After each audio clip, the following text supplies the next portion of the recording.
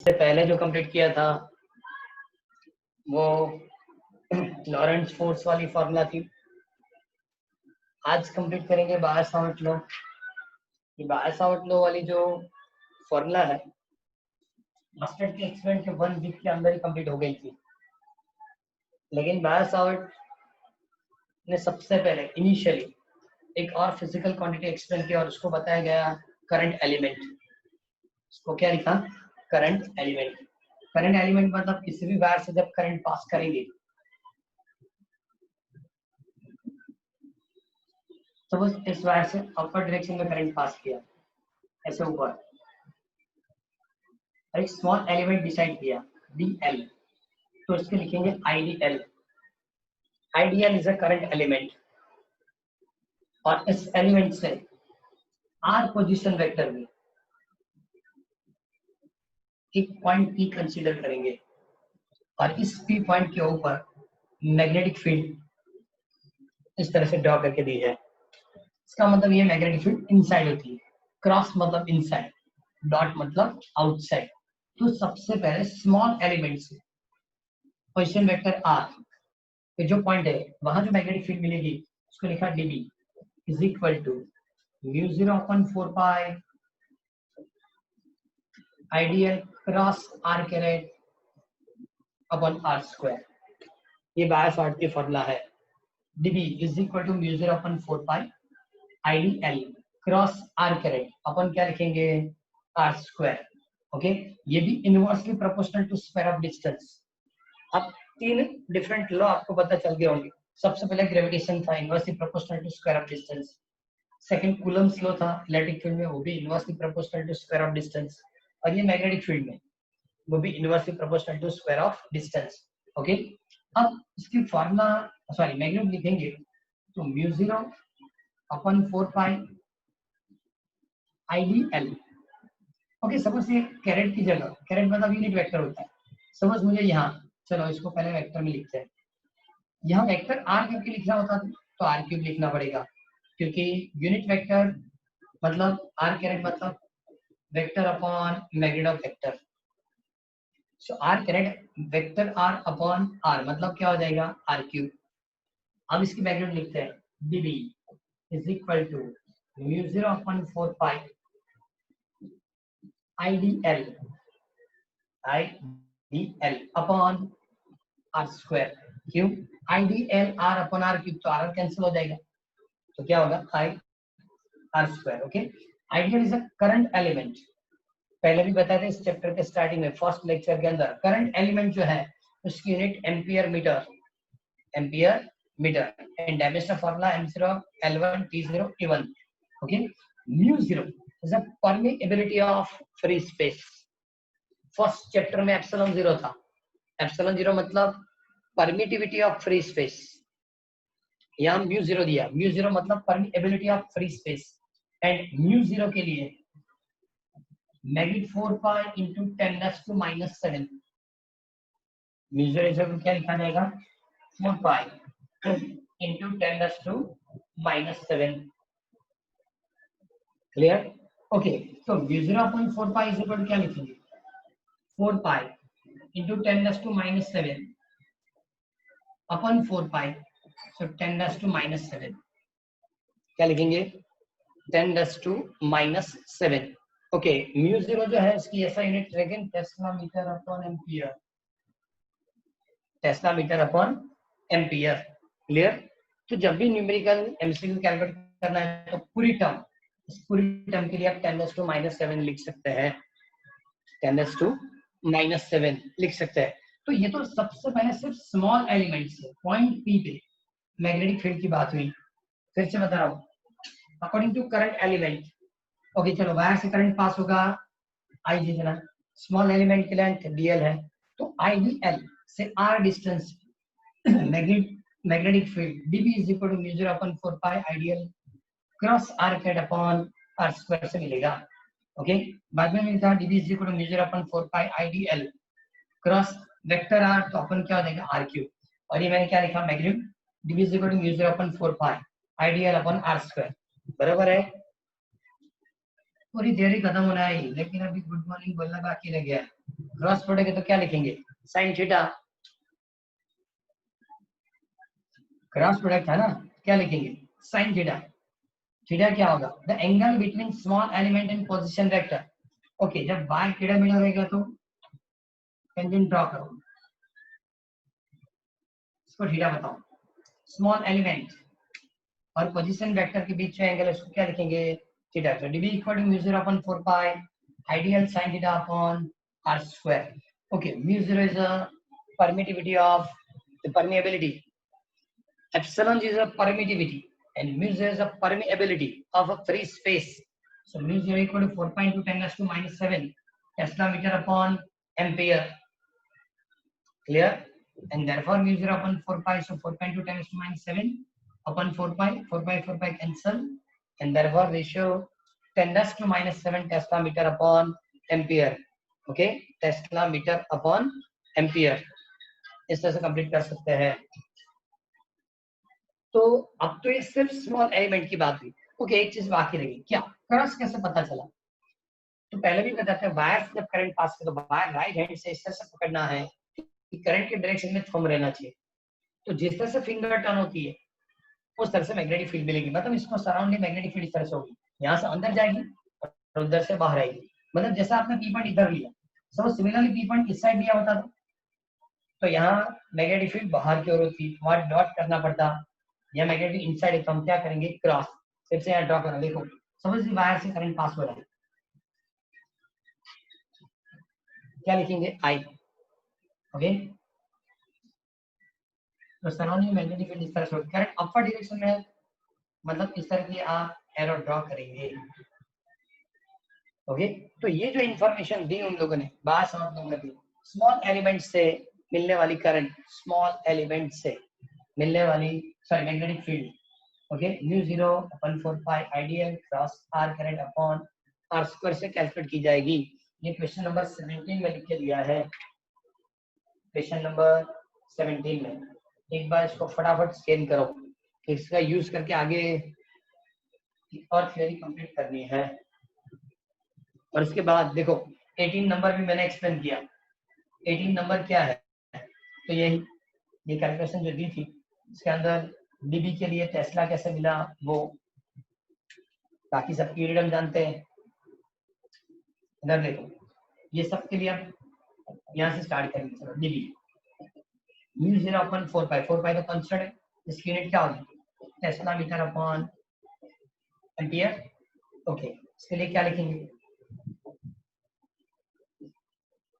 Ampere metre upon metre square, metre square cancel, ampere ampere cancel, मतलब tesla. Clear? इस तरह की unit लिख के दी है, वो उन लोगों ने एक्सप्लेनेशन दिया 18 नंबर में। ये तो ऐसा unit of magnetic field from Biot Savart law ऐसा करके कंप्लीट किया है।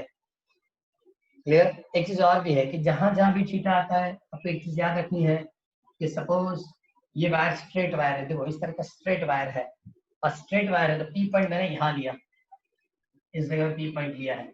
ओके, तो ये आइडियल की डायरेक्शन, ये आर की direction, both are perpendicular to each other, इसका मतलब ये मैक्सिमम हो जाएगा। लेकिन सपोज ये पी पॉइंट यहाँ लिया होता तो जिस डायरेक्शन में आइडियल है उसी डायरेक्शन में आर, मतलब थीटा इक्वल टू 0, थीटा 0 इसका मतलब magnetic field 0। Suppose P point यहाँ कंसीडर किया होता तो आइडियल अपर डायरेक्शन में, आर अपोजिट डायरेक्शन में, theta equal to 180 and sine 180 again 0। इसका मतलब वायर की एक्सिस के ऊपर, वायर की एक्सिस मतलब ऊपर या नीचे, वायर की एक्सिस के ऊपर कभी भी मैग्नेटिक फील्ड नहीं मिलती, because theta equal to 0, theta equal to 180। लेकिन यहां से स्टार्ट करके यहां तक आएंगे। क्लियर? तो 0 टू 90 होगा and 90 to 180, first quadrant second quadrant दोनों में साइन पॉजिटिव है, मतलब ये ऑलवेज पॉजिटिव ही मिलेगा। क्लियर? पता चल गया? ये डिस्कशन उन लोगों ने 19 नंबर में दिया है, इसमें 19 नंबर के अंदर एक बार फटाफट स्कैन करो, एक ही थियरी है, जल्दी।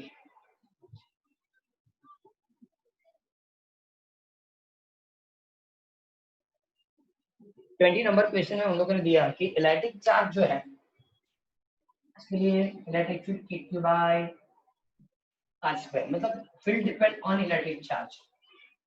Field depend on electric charge. Okay, now similarly,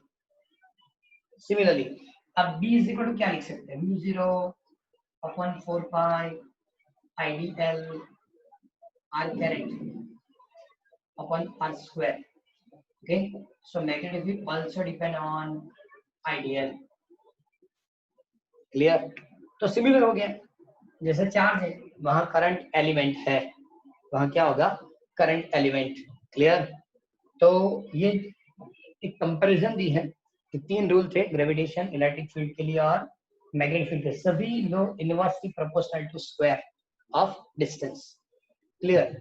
और अब दोनों के बीच की रिलेशन दो अब तक आपको एज फॉर एग्जांपल इसमें लिखा है 1/4 r square. तो अब चेक करो कि इलेक्ट्रिक फील्ड की कांस्टेंट थी 1/4 लेकिन मैग्नेटिक फील्ड की कांस्टेंट है mu 0/4 पाई. यहाँ क्या होता है? एप्सिलॉन 0 डिवीजन में आता है, यहाँ mu 0 ऊपर 1/4 पाई, तो दोनों में कॉमन है, दोनों में 1/4 पाई क्या रहेगा? कॉमन रहेगा. तो उन्होंने बताया give a relation between the vacuum permittivity and vacuum permeability and light speed of light.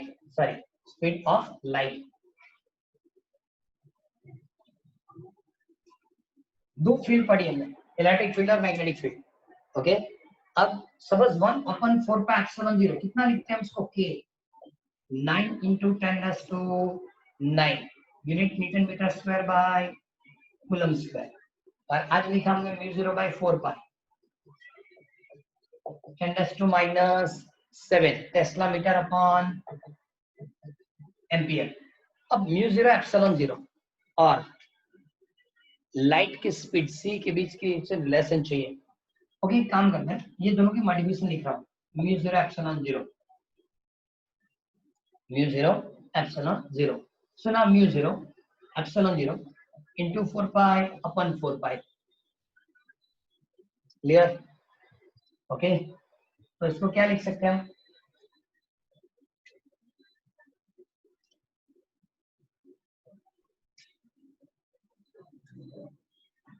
पहले लिख के लिए mu 0/4 पाई होगा. फर्स्ट के लिए क्या होगा? mu 0/4 पाई. मतलब ये कंप्लीट हो गया. ओके, अब ये मल्टीप्लिकेशन था, डिवीजन मैंने किया, तो एक तो हो गया कि mu 0/4 पाई तो मैंने यहाँ लिख लिया mu 0/4 पाई. अब होगा 4 पाई इंटू एप्सिलॉन 0. अब एक चीज और है कि ये तो 10⁻⁻7, ये क्या होगा? 10⁻⁻7. लेकिन इसके लिए क्या लिखेंगे? ये जो है 1/9 × 10⁻⁹ ऐसा होगा. अब सपोज समझो ये mu 0 इंटू एप्सिलॉन 0, इसको नीचे ले आओ, 9 × 10⁻16 होगा. तो इसको 1/3 × 10⁸ होल स्क्वायर ऐसा लिख सकते हैं. स्पीड ऑफ लाइट, इसका मतलब mu 0 epsilon 0 is equal to 1/c square. c square is equal to 1 and therefore c is equal to under root. The relation between mu 0 epsilon 0 and speed of light. Okay, बहुत बार ऐसा पूछा है कि 1/mu 0 epsilon 0 की dimension formula बताओ, तो पता चला कि वो वेलोसिटी है. इसकी यूनिट क्या होगी? मीटर पर सेकेंड. इसकी यूनिट क्या होगी? मीटर पर सेकेंड. और यूनिट के हिसाब से भी कैलकुलेट करते हैं, जैसे हमने ये कंप्लीट किया. एक चीज और भी बताओ, ये तो चलो हमने थियरी कंप्लीट कर दी. इस थियरी को कंप्लीट करने के बाद आप दो काम करेंगे. mu 0 की वैल्यू, एप्सिलॉन 0 की वैल्यू ऐड करो, अपने आप आपको 3 × 10⁸ मिलेगा, क्योंकि उसी तरह से हमने कंप्लीट किया. क्लियर? तो ये दोनों की वैल्यूएशन ऐड करेंगे तो हमको आंसर क्या मिलेगा? 3 × 10⁸. ये दोनों की यूनिट हम ऐड करेंगे mu 0 एप्सिलॉन 0 की, तो लास्ट यूनिट क्या मिलेगी? मीटर पर सेकेंड. क्लियर? तो ये क्वेश्चन था relation between vacuum permittivity and light of speed. Clear? Okay, आज हमने सबसे पहले जो लिया वायर के लिए लिया था, बाहर साइड लो, थंब करंट के डायरेक्शन में होना चाहिए, फिंगर जैसे टर्न होगी वो उसकी मैग्नेटिक फील्ड होगी। क्लियर? तो इस तरह की एक्सप्रेशन दी। तो नंबर ऑफ क्वेश्चन ज्यादा है, लेकिन आपको कंप्लीट करने इसमें सबसे पहले 17 नंबर है। ओके, 17 नंबर के बाद 21, सॉरी 18 और 21, 17 बाद में 18 बाद में 21। ओके, अब जो डेट बता रहा हूं वो using Biot Savart law.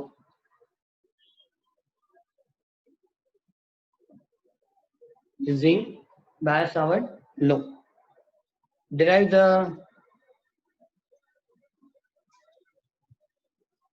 using Bayer-Savart law, derive the formula for magnetic field due to current carrying loop. Current carrying loop मतलब सपोज हमारे पास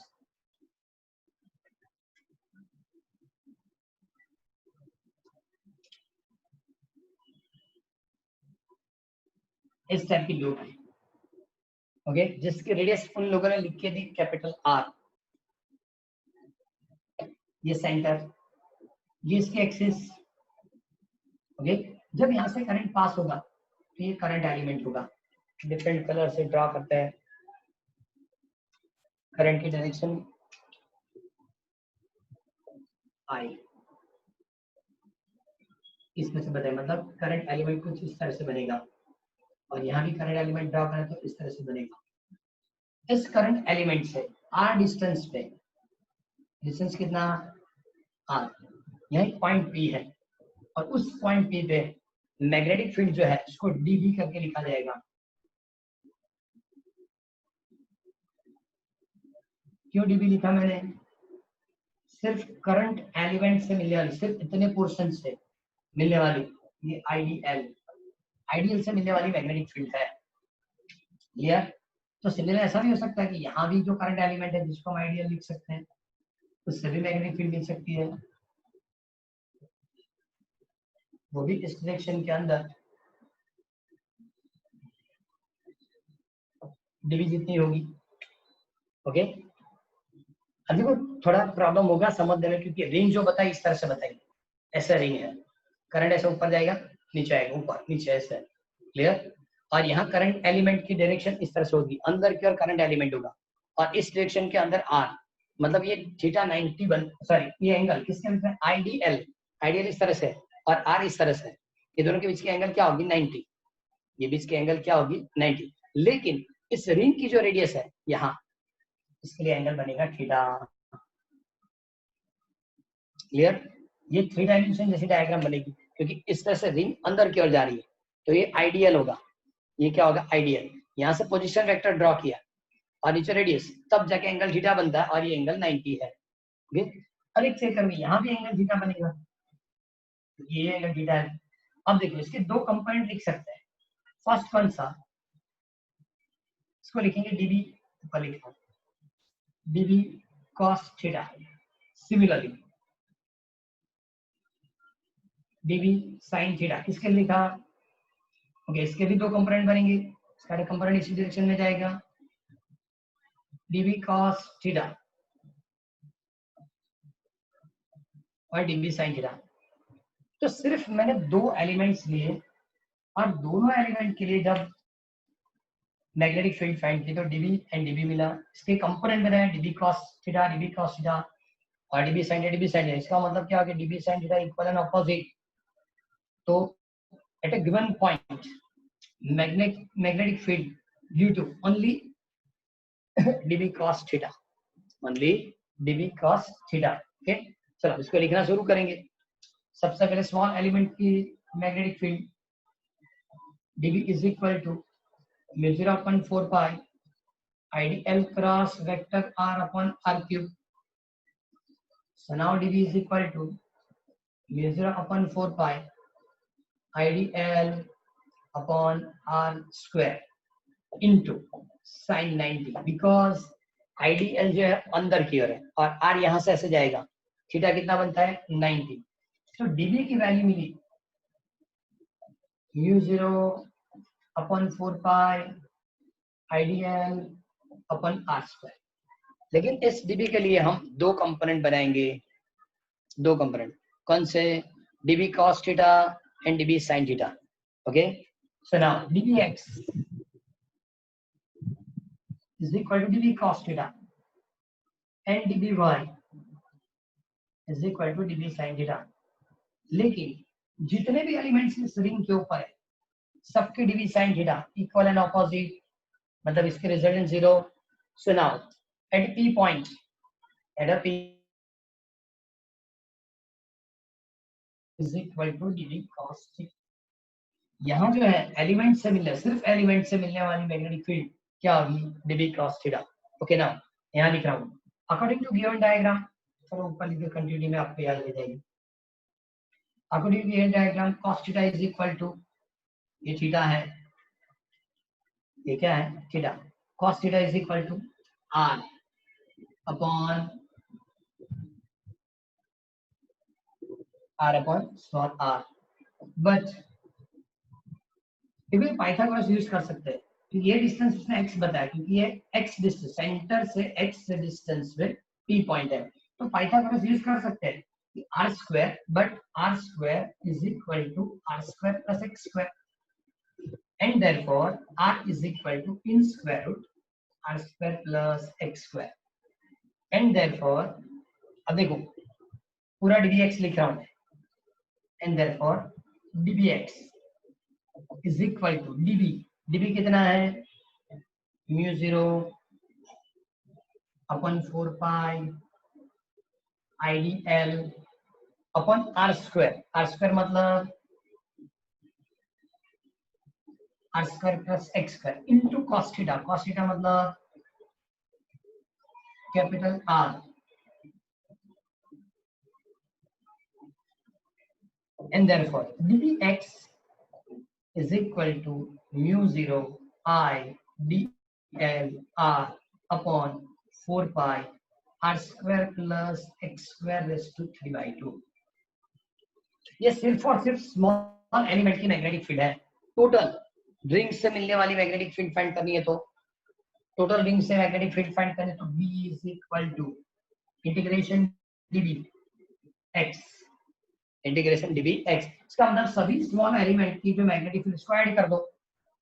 ओके, कांस्टेंट वैल्यू क्या इसको बाहर लो, इंटीग्रेशन से बाहर कर दो, mu 0 I r 4 pi r square x square and 3/2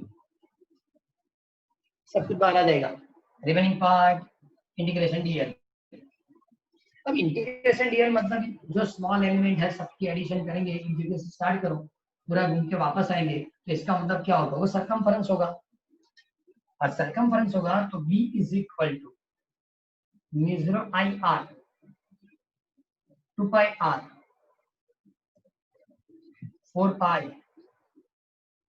r square plus x square raised to 3/2। सबसे पहले पाई को करो by, now first equation pi cancel, 2 cancel, so now b is equal to mu 0 I pi और 2 cancel r square upon 2 r square plus x square raised to 3/2। Okay, so current carrying ring से axis के ऊपर ई point पे मिलने वाली magnetic field B is equal to mu 0 I r square upon 2 r square plus x square is to 3/2। Now second, centre की magnetic field calculate करना। Centre की magnetic field calculate तो उस इक्वेशन में x इक्वल टू 0 कर दो, for x equal to 0। So now b is equal, चलो x equal to 0, x equal to 0 मतलब ये r स्क्वायर बचा, 2 कैंसल, क्या लिखेंगे? mu 0 I r square upon 2r cube, so answer is mu 0 I upon 2r। so magnetic field at center of given ring, magnetic field at center of given ring। okay, इसको थोड़ा partition कर देंगे, mix नहीं होना चाहिए। Okay, third So third equation for x is greater than r. ये radius के सामने डिस्टेंस बहुत ज्यादा है, और जब बहुत ज्यादा है तो आप x को निगलेक्ट करेंगे r को with respect to x. Third equation is mu 0 I r square upon 2. चलो r square 0 हो गया, ये कैंसल, इसका मतलब 2x क्यूब. तीन इक्वेशन मिले. फर्स्ट जो ओरिजिनल था वही लिख दिया मैंने. बी फॉर सेंटर, सभी इसको याद रख सकते हैं. For centre x equal to 0, x equal to 0 रख दिया, इसका मतलब ये कैंसिल हो गया, तो r क्यूब हुआ, ऊपर r स्क्वायर था, r स्क्वायर कैंसिल कर दिया. सो मी जो आई अपॉन 2r. ओके, एक और चेंज. इस रिंग के अंदर नंबर ऑफ टर्न्स एक ही है. Suppose number of turns capital n है, नंबर ऑफ टर्न्स क्या है, कैपिटल n, तो तीनों फॉर्मूला कुछ इस तरह से होगी. Number 1 b equal to mu 0 n I r square upon 2 x square plus r square is to 3/2. क्या ऐड किया मैंने, n. Okay, second equation b is equal to mu 0 n I upon 2r. And third b is equal to mu 0 n I r square upon 2x cube. सब में n multiply कर देना है, क्योंकि ये जो हमने कंप्लीट किया था फॉर ओनली और ओनली सिंगल टर्न, इसके लिए सिंगल टर्न के लिए ये इक्वेशन हम लोगों ने 22 नंबर एक्सपेंड करके दिया है. 22 नंबर. एक चीज और भी है इसमें, ये पता चल गया कि सब में n मल्टीप्लाई करेंगे तो हो जाएगा. ओके, तो इक्वेशन में इरेज कराऊं और x इक्वल टू r करके फोर्थ इक्वेशन लिखा हूं. Number 4 for x equal to r, मतलब जितनी रेडियस उतना distance, x equal to r. चलो x इक्वल टू r रखेंगे तो b is equal to mu 0 I r square तो है ही. Okay, x equal to r, तो क्या हो जाए 2r square raise to 3/2. Raise to क्या होगा 3/2. पहले लिख रहा हूं. चलो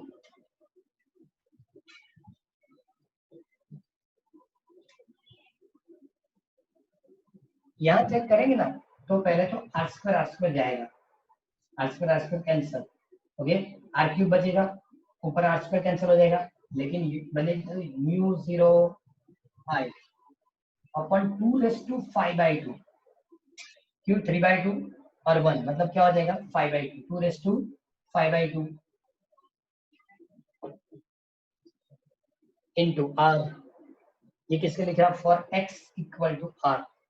तो डिफरेंट 4 फॉर्मूलाज है, डिफरेंट 4 इस टाइप की फॉर्मूला है, इसको हम कंप्लीट कर सकते हैं. पहले ये स्कैन करो. सर मिनिमम मैग्नेटिक फील्ड कहाँ मिलेगी, क्या minimum magnetic field, minimum magnetic field कहाँ मिलेगी, मिनिमम मैग्नेटिक फील्ड कहाँ होगी, तो बताओ. जिसमें डिनोमिनेटर ज्यादा है वहां मिनिमम मैग्नेटिक फील्ड होगी. x ज्यादा है उसमें, x ज्यादा है वो भी चलेगा, रेडियस तो फिक्स है, x ज्यादा है बराबर. तो आप चेक करो, यहाँ x है नहीं, यहाँ x दिया, यहाँ x दिया, तो ये ज्यादा है. जहाँ x की वैल्यू ज्यादा है वहां काउंट कर भाई.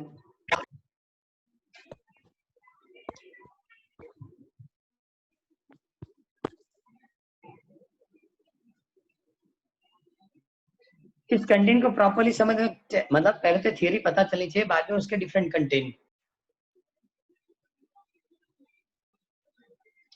ओके, एक बार पढ़ लो. फील्ड फाइंड करने की मेथड क्या है, वो भी right hand screw rule.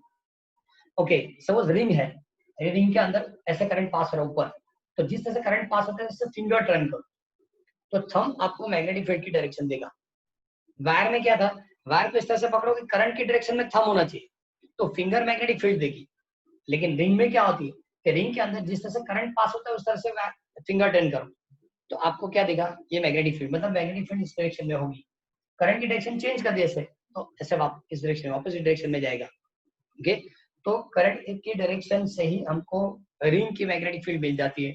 Okay, इससे ज्यादा डिस्कशन करेंगे, लेकिन पहले इसको एक बार प्रिपेयर कर लेना। मैं क्वेश्चन नंबर लिख रहा हूँ, कितने कंप्लीट करने हैं। सबसे पहले 17, उसके बाद 18, 17, 18, उसके बाद 21 एंड 22, ये 22 नंबर है। ओके, एंड 23 मतलब ये जो मैंने लिखे वो। तो इस पे प्रॉब्लम क्या होगा, हर ऑब्जेक्ट के लिए 3 और 4 से ज्यादा आपको फॉर्मूला मिलेगी, इसलिए ये कंप्लीट करना पड़ेगा। 5 क्वेश्चन है। अब मेरे ख्याल से डायरेक्टली लेक्चर होगी वेडनेसडे, क्योंकि आज शाम को टेस्ट होगा, उसके बाद कल छुट्टी है, परसों छुट्टी है, और ट्यूसडे जेडब्ल्यू नीट पवन सर लेंगे। मेरे ख्याल से वेडनेसडे नंबर आएगा मेरा। ओके, तब तक ये कंप्लीट कर देना है सर। इससे ज्यादा चलिए, चलो कोई बात नहीं है। कोई प्रॉब्लम? No sir. सर बोलो।